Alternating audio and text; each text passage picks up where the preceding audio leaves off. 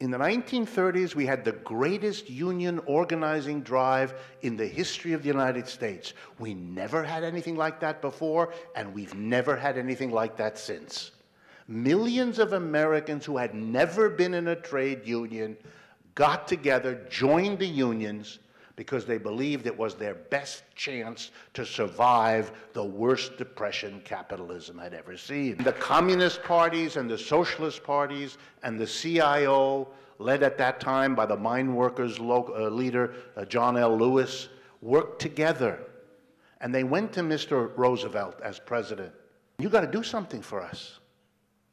Because those of us that are unionists are telling you we're suffering terribly and no one's helping us. Roosevelt was an astute politician. He knew they meant it. So he went, he convened a meeting of rich people and corporations. You know, he comes from that background personally. His family is an elite family. And he told them, he basically said to them, look, I got to do something for the mass of people. It's going to cost an enormous amount of money. You're going to give it to me. Because if you don't, you're going to lose it all. He didn't win them all over, not by a long shot. He split the corporate leaders, and he split the rich. But he demanded something in exchange from the unions, the communists, and the socialists.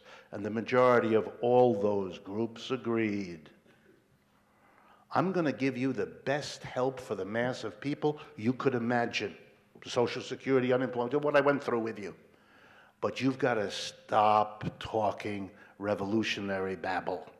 That deal was struck, that deal was done. The masses got a program. What's the lesson here? Two lessons. One, you want a different outcome to a period of economic hard times, you got to build organizations from below. You count on the political structure, you will get exactly nothing.